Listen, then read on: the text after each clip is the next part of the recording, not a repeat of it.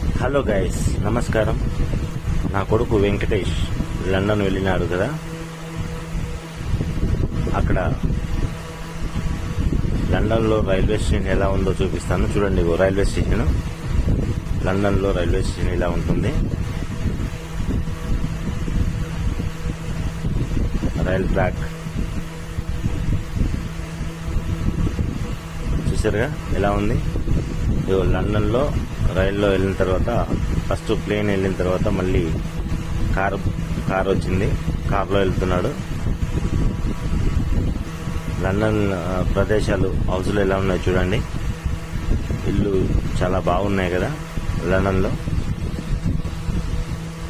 కార్లో వెళ్తున్నాడు బాబు వెంకటేష్.